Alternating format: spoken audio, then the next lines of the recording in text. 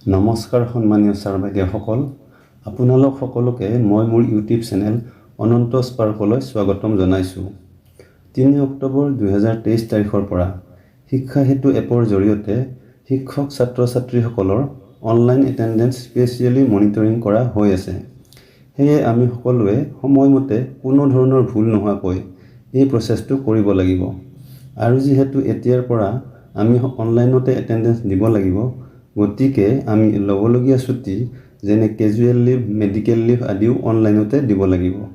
অৰ্থাৎ আমাৰ কেতিয়াবা CLৰ প্ৰয়োজন হ'লে, MLৰ প্ৰয়োজন হ'লে বা EL মানে আৰ্ণ লিভৰ প্ৰয়োজন হ'লে, এনেধৰণৰ যদি কিবা ছুটি ল'বলগীয়া হয়, শিক্ষা সেতু এপৰ জৰিয়তে আমি কেনেধৰণে এই ছুটিবিলাক ল'ব পাৰিম, মানে CL, ML, EL আদি লিভবিলাক শিক্ষা সেতু এপৰ জৰিয়তে কেনেকৈ ল'ব, সেই আটাইখিনি কথা আপোনালোকক ষ্টেপ বাই ষ্টেপ জনাই দিবলৈ এই ভিডিঅ'টিত চেষ্টা কৰা হৈছে।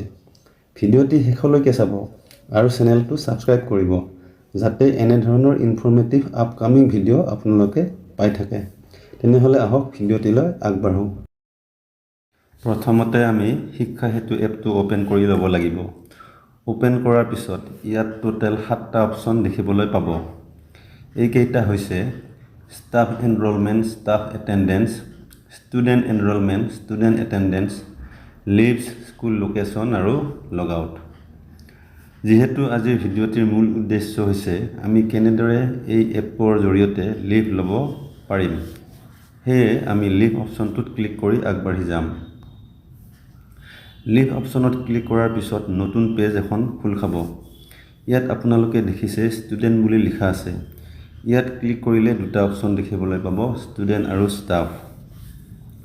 ষ্টুডেণ্টৰ লিভৰ ক্ষেত্ৰত ষ্টুডেণ্ট অপশ্যনটো ক্লিক কৰিব আৰু ষ্টাফৰ অৰ্থাৎ শিক্ষকৰ লিভৰ ক্ষেত্ৰত ষ্টাফ অপশ্যনটো ক্লিক কৰিব।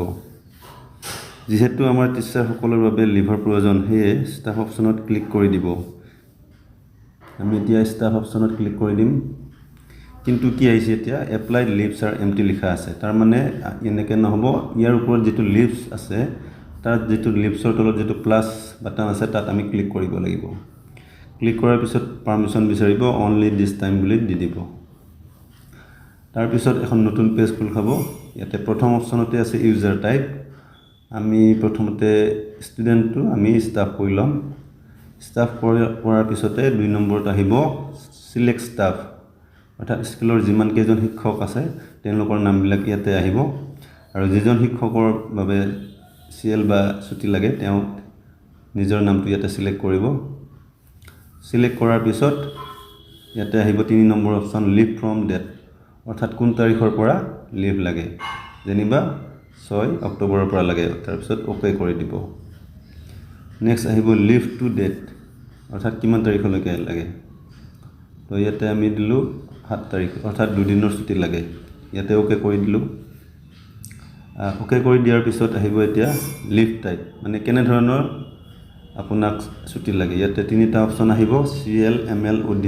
CL কেজুৱেল লিভ, ML হৈছে মেডিকেল লিভ আৰু OD হৈছে আদাৰ ডিউটি বা আপোনাৰ অফিচ ডিউটি হ'ব পাৰে। তো আমাক যিহেতুকে CL লাগে সাধাৰণতে, আমি CL অপশ্যনটো ক্লিক কৰি দিলোঁ। তাৰপিছতে আহিব ৰিজন। ইয়াৰ ৰিজনত আপোনালোকে ৰিজনটো লিখিব লাগিব। ৰিজন অপশ্যনটো নিলিখাকৈ আগ নাবাঢ়ে। তো ৰিজন বিভিন্ন কাৰণত হ'ব পাৰে, আপোনাৰ হেল্থ ইছ্যু হ'ব পাৰে, পাৰ্চনেল মেটাৰ হ'ব পাৰে। তো আমি ইয়াতে দি দিলোঁ হেল্থ ইছ্যু বুলি, হেল্থ ইছ্যু এনেকৈ লিখি দিলোঁ হেল্থ ইছ্যু। এনেকৈ আপোনালোকে যিকোনো আপোনাৰ যেনেকুৱা প্ৰয়োজন হয় সেনেকুৱা আপুনি দিব, হেল্থ ইছ্যু বা পাৰ্চনেল মেটাৰ বুলি দিব পাৰে। তাৰপিছত লাষ্টত অপশ্যনটো আছে আপলোড ডকুমেণ্ট। ইয়াতে আপুনি কি কৰিব লাগিব, আপোনালোকে যেনেকৈ নৰ্মেলভাৱে এপ্লিকেশ্যনখন লিখে সেইখন হেডমাষ্টাৰৰ দ্বাৰা ফৰৱাৰ্ড কৰি BO অফিচৰ পৰা এপ্ৰুভ কৰাই ল'ব। আৰু সেইখন এপ্লিকেশ্যন আনি আপোনাৰ মোবাইলেৰে ফটো এখন তুলি ল'ব। আৰু সেই ফটোখন ইয়াতে কেপচাৰ কৰি ল'ব পাৰে বা আপলোড কৰি দিলেও হ'ব। দিয়াৰ পিছত আপোনালোকে লাষ্টত এপ্লাই লিভ অপশ্যনটোত ক্লিক কৰিব। তো এপ্লাই লিভ অপশ্যনটোত ক্লিক কৰাৰ পিছত আপোনাৰ এপ্লিকেশ্যনখন ইয়াতে এপ্ৰুভ হৈ যাব। তো এনেধৰণেৰে ছাৰ বাইদেউসকল, এনেধৰণে আপোনালোকৰ ছুটি বা লিভ আপোনালোকে এনেকৈ ল'ব পাৰে।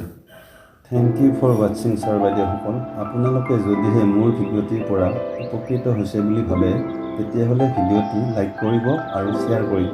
ধন্যবাদ।